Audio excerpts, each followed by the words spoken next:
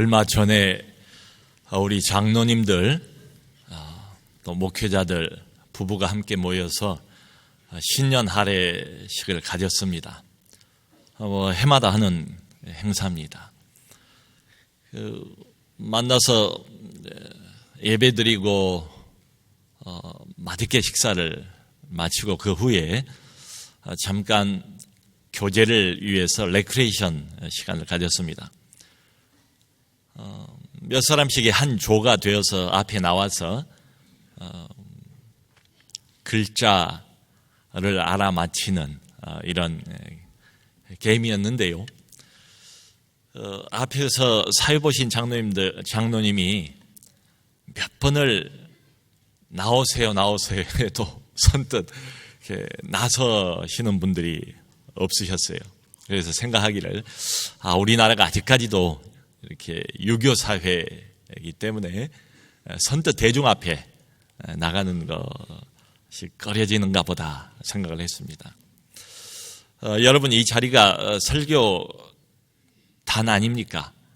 앉아 계시는 여러분들은 생각할 때에 저 정도 이야기 같으면 나도 하겠다 이렇게 생각을 하실 분들이 아마 많이 계실지 모르겠습니다. 근데 막상 여기 나와 보시면 사정이 매우 다릅니다. 제가 얼마 전에 좀 나온 지 오래된 영화라고 그래요. 그 킹스 스피치라는 영화를 봤는데요. 말 그대로 왕의 연설 이런 뜻 아니겠습니까? 저도 늘 이제 말을 해야 되는 사람이기 때문에 아주 흥미롭게 그 영화를 좀 마음에 이제 감동을 받으면서 봤습니다.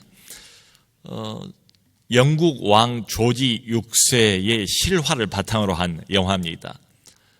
지금 엘리자베스 2세 여왕 이전이 바로 조지 6세입니다. 1936년도부터 영국 왕이 됐는데요.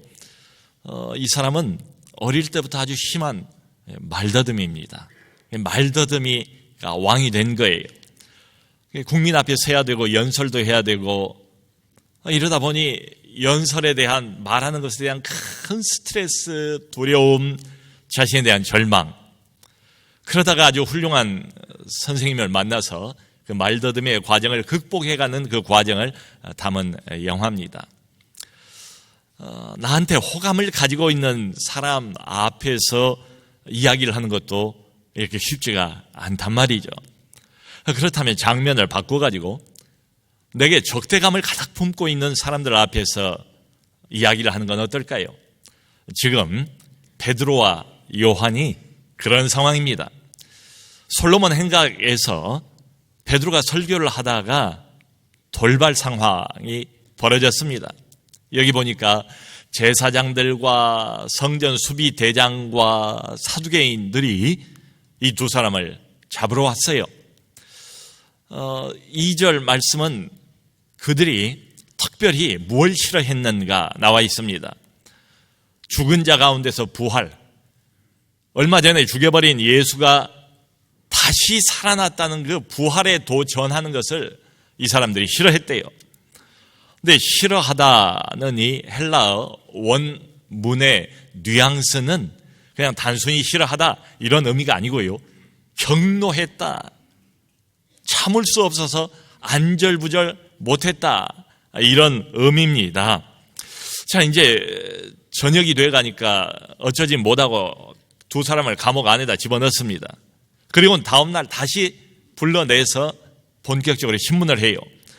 그런데 누가 신문을 하는가 하면은 여기 다 나와 있는데 관리들, 장로들, 서기관들, 이게 당시 유대 사회를 주물락주물락하는 종교적인 세도가들 전부가 다 여기 모이게 됐대요. 소위 말하는 이게 사내들인 공의회입니다.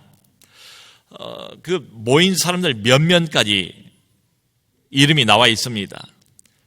대제사장 안나스와 가야바라고 나와 있지 않습니까? 바로 이 안나스가 예수님을 죽이기 직전에 신문을 할 때 신문을 했던 장본인입니다. 원래 이 사람은 약 9년 동안 그 전에 대제사장 노릇을 했어요. 퇴임을 했습니다. 그럼에도 불구하고 아직까지도 실제적으로 유대 땅의 정치적이고 종교적인 권력을 마음껏 휘두를 수 있는 실세 중의 실세가 바로 이 안나스입니다. 거기 바로 뒤에 따라 나오는 가야바, 이 사람이 바로 현직에 있는 대제사장이에요. 안나스의 사위입니다.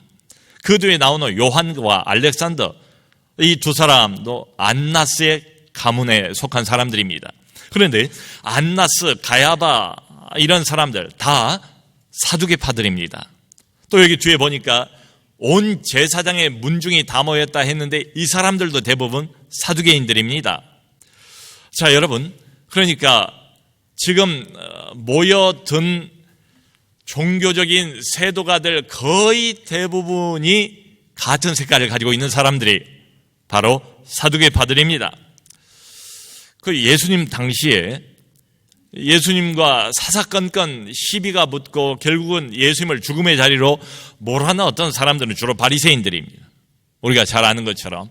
그런데 사도행전으로 넘어와서 초대교회를 앞장서서 핍박했던 대표적인 사람들이 누군가 바로 사두개인들입니다. 당시에 막강한 세도를 부리고 있었던 사두개파, 이 사람들은 부활을 믿지 않습니다. 이 사람들은 내세를 믿지 않습니다. 이 사람들은 천국 믿지 않습니다. 아예 영혼이라는 것도 믿질 않아요. 모세 오경만 믿습니다. 그리고 경향이 다분히 세속적이고 현세적이고 물질적인 성공과 성취만을 추구하는 이런 사람들이 우리로 치면 이제 일종의 기복신앙을 가지고 있는 사람들이죠. 자, 이러다 보니까 가장 두려워하는 것이 체제 전복적인 발언, 이런 것을 두려워하기 마련이죠. 아무래도 자신들의 기득권을 계속해서 유지하고 현상을 그대로 유지하는 것이 최대 관건이에요. 그래서 로마와 정치적인 면에서 종교적인 면에서 깊이 결탁을 하고 마음껏 그 권력을 누리고 있던 사람들이 바로 사두개인들입니다. 그래서 이 두 사람 대표적인 사도 베드로와 요한을 내버려 둘 수가 없어요. 어떻게든지 선동가로 몰고 이단자들로 몰아서 정리를 해버려야 됩니다. 자, 여기 본문을 보니까요, 사내들인 공의회 수십 명이 지금 모여서 특별한 재판을 연 겁니다. 근데 당대 관례에 따라서 재판정의 모습은 어땠는가 하면은 높은 단상 위에 앉습니다. 긴 옷을 입은 여기 종교적인 네로라 하는 세도가들이 다 좌정을 합니다. 근데 그 형태가 앉아있는 그 단상이 반원형입니다. 반원형으로 만들어진 높은 단상 위에 수십 명의 네로라 하는 신학자도 있고 여기 대제사장도 있고 제사장도 있고 이런 모모한 사람들이 다 모여 있는 겁니다. 그리고 저 아래 마룻바닥 위에 베드로와 요한 두 사람이 서 있는 거예요. 평범한 어부 출신의 두 사람을 앞에 세워놓고 이렇게 물어봅니다. 너희들이 도대체 무슨 권세와 누구의 이름으로 이 일을 했느냐? 여러분, 이 사람들이 정말로 이걸 알고 싶어서 지금 질문을 던진 것이겠습니까? 이 사람들이 마음속에 가지고 있는 전제는 이거지요. 절대로 예수가 부활해서는 안 돼요. 부활하신 예수가 이 일을 행해서도 안 돼요. 그런데 40년 이상을 안전뱅이로 한 번도 걸어보지 못한 사람이 진짜로 일어나가지고 이 두 사람과 함께 서 있는 것을 나중에 보면 나옵니다. 뻔히 보면서 아니라고 부인할 수는 없잖아요. 기적이 일어났습니다. 이 사람이 고침받은 건 사실입니다. 얼굴에 가득 회복된 뒤에 기쁨을 감추지 못하고 서 있는 그 안전뱅이를 보는 거예요. 예루살렘의 모든 사람들이 40년을 안전뱅이 생활을 한 이 사람을 다 알고 있었거든요. 자, 그래서 아주 교묘한 질문, 굉장히 기술적이고 전략적인 질문을 지금 던지는 거지요. 그래, 이 일이 일어난 건 사실이야. 기적인 건 사실이야. 그런데 도대체 그 기적의 근거가 뭐니? 그 기적의 힘이 어디서 나온 건가? 그 기적의 출처를 묻고 있는 거예요. 여러분, 그 구약 성경 신명기서 13장 전반부를 보면 하나님이 이런 말씀을 하세요. 일종의 경고를 주시는 거죠. 만일에 어떤 꿈꾸는 자나 자칭 선지자가 나타나서 기적과 이적과 기사를 보이고 그들이 말한 대로 그 이적과 기사가 이루어진다 할지라도 만일 그 사람들이 다른 하나님을 섬기자고 말하거든, 여호와 외에 다른 신을 소개하거든 그를 정령 죽일지니라, 이렇게 말씀을 하신 대목이 있어요. 그러니까 기적이 일어난 건 사실이지만 이 기적이 여호와 하나님으로 인해서 일어난 기적은 아닌 것으로 지금 몰아붙일 생각을 하는 거지요. 너희들이 무슨 마술을 부렸던지 주문을 외웠던지 악령의 힘을 빌렸던지, 그러고 보니까 우리 예수님 당시에도 예수님이 귀신을 쫓는 것을 보면서 그렇게 시비를 걸지 않습니까? 네가 귀신의 왕 바알세불을 힘입어서 이 일을 하는구나, 영락없이 그런 셈입니다. 자, 이 질문에 대해서 또 날카롭게 자기들을 쏘아보고 있는 이 모모한 종교 기득권층 앞에서 베드로가 드디어 세 번째 설교를 시작을 합니다. 베드로의 답변이지요. 근데 보니까 처음에 이렇게 나와요. 8절에 베드로가 성령이 충만하여 이르되 너희와 모든 이스라엘 백성은 알라. 참 얼마나 담대합니까? 얼마나 조리가 있습니까? 얼마나 명료합니까? 여러분, 우리가 거듭난 것, 중생한 것도 성령의 역사지요.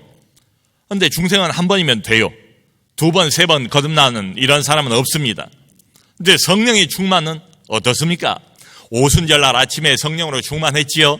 그런데 설교할 때마다 또 지금 위급한 순간에 필요할 때마다 다시 한번 하늘의 기름이 부어지고 성령의 감동이 오고 성령으로 충만해지는 모습을 봅니다. 이것 없이는 하나님의 말씀을 전하기가 어려워요.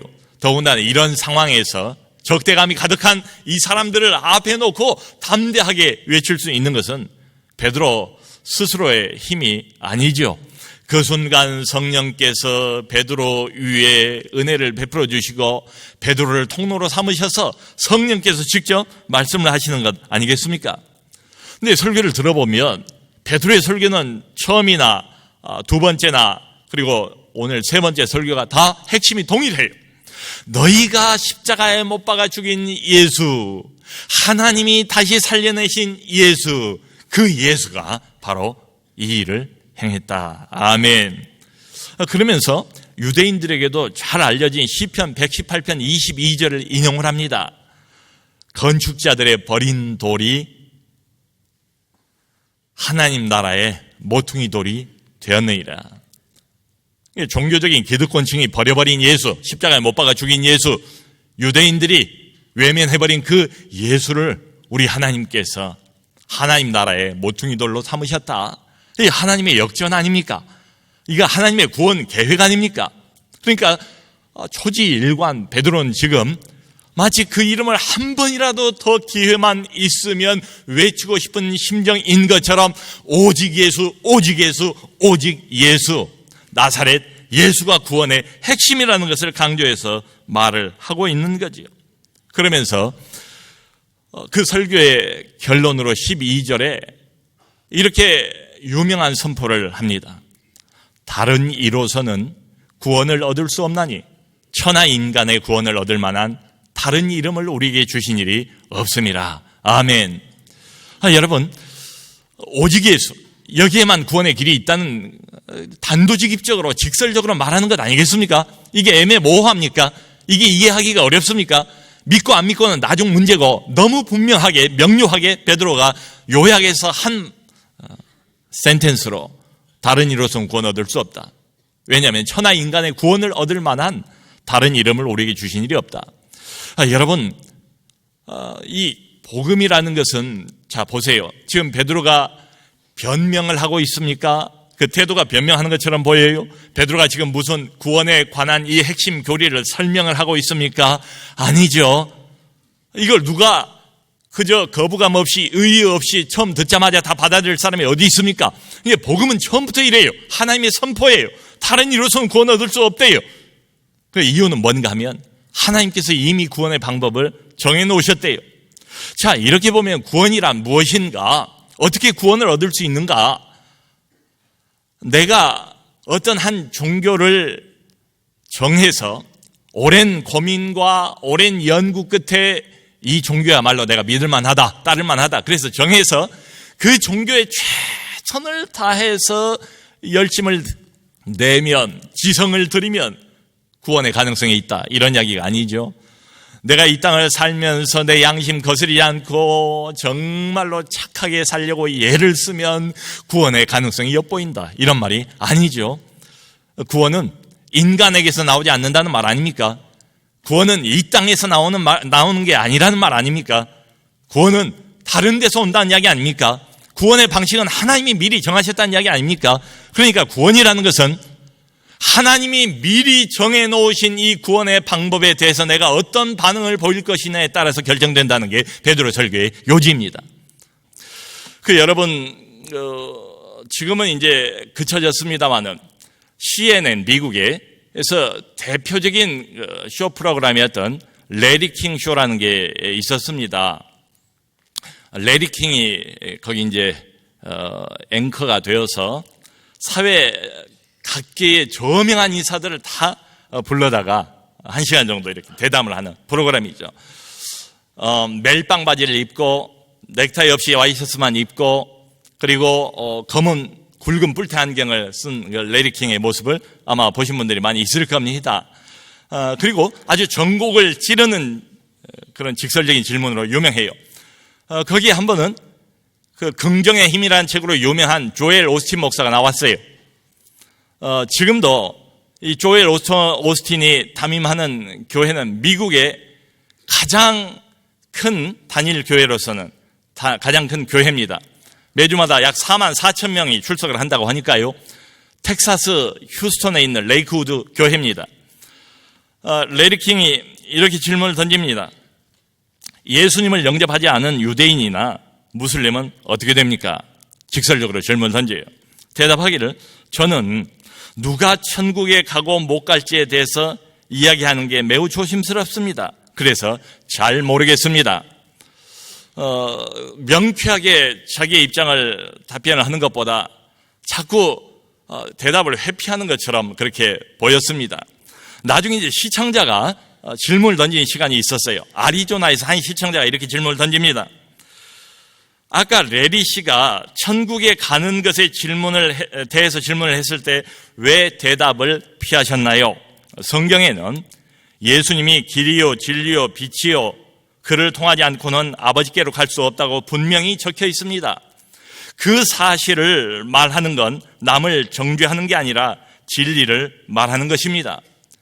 이렇게 이제 시청자가 이제 반문을 던지는 거죠.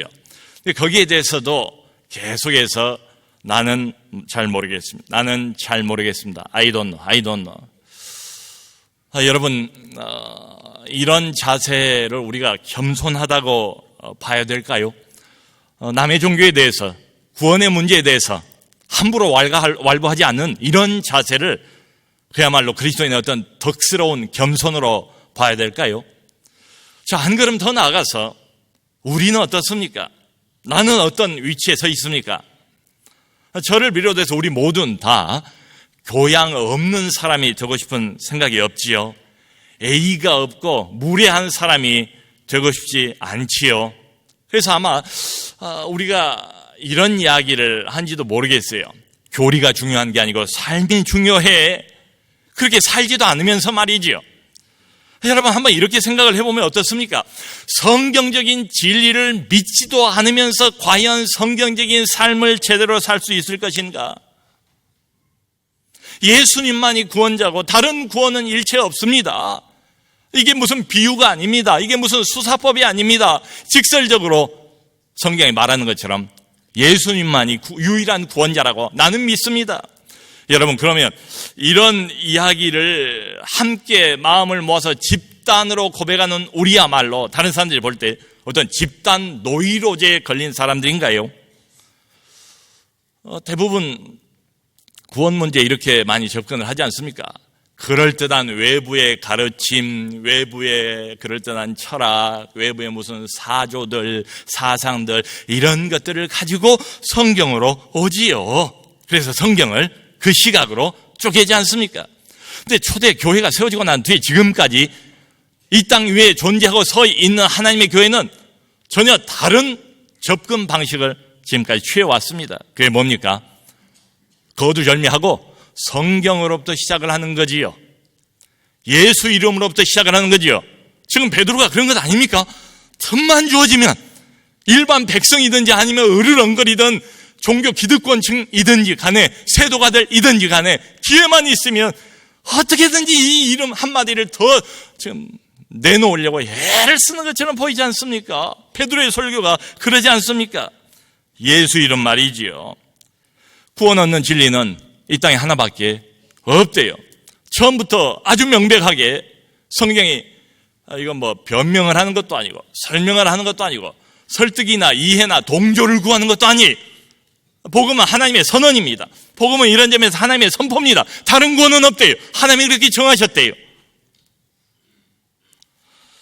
그러니까 우리가 이걸 믿고 이걸 고백하고 이야기하면 우리는 영락없이 이 땅에서는 잘 어울려지지 않는 이물질이 되고 말 겁니다. 다른 사람들을 불편하게 만드는 이물질 말이에요. 생각해 보세요.